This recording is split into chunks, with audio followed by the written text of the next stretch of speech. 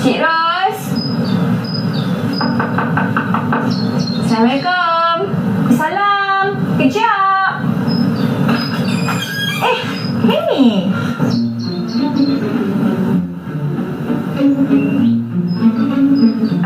Dari mana ni?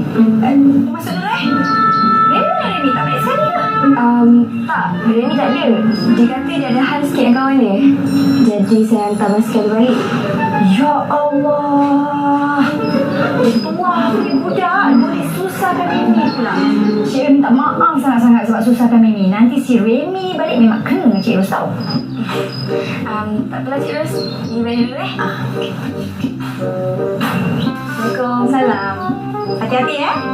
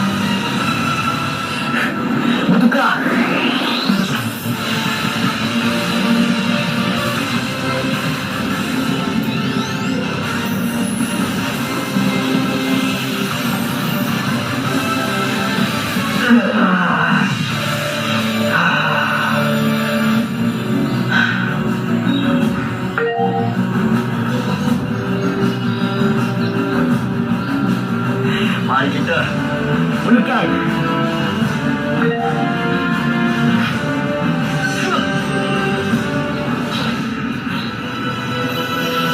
Korang ni menyusahkan aku betul. Kat hutan pula tu lagi.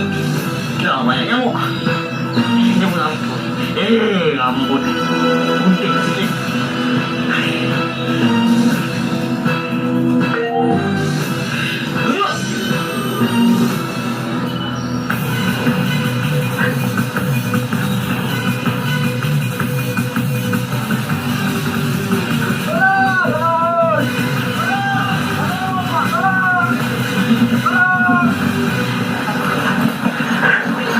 Tolong Pak, kamera lagi tangkap Pak, tolong. Macam mana boleh jadi macam ni? Siapa punya angkara? Aku pun tak pasti. Kita kena buat laporan dalam hal ni. Baik, saya buat laporan sekarang.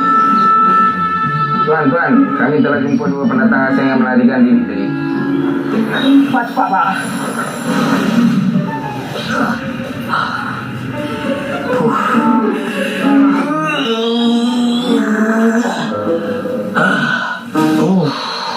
Penat betul lah hari ni. Berat-berat je.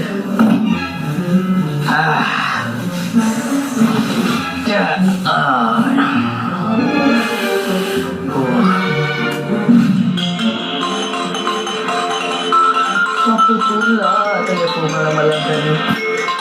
Superhero pun nak buat juga.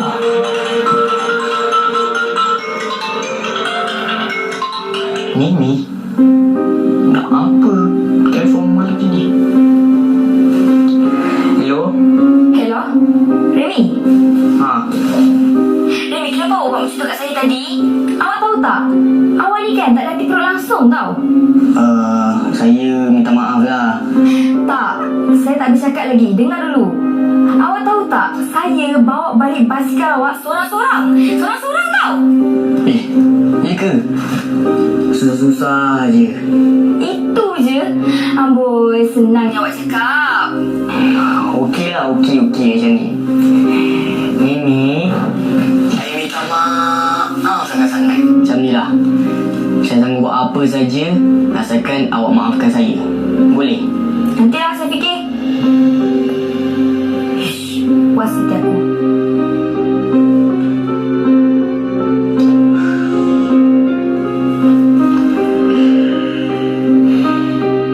Ceritakan macam mana Encik menjumpai pendatang asing tersebut? Pada mulanya kami kejar mereka dari kawasan lapang hingga masuk ke kawasan perhutanan ni, dan kami dapati mereka berdua telah melarikan diri ke dalam kawasan hutan. Sewaktu kami berusaha mencari mereka, kami dapat Ibu tengok berita pasal apa ni? Tak, pasal 2 orang rela ni dia bantu polis kita tangkap pendatang asing yang tak ada pasport tau. Oh, baguslah tu Bu. Sekurang-kurangnya kita ni aman sikit. Betul lah tu, negara kita aman, tapi kita ni kena syukur dengan iman yang ada tau. Jom makan. Sebelum tu Bu, boleh tak tolong tanya sup?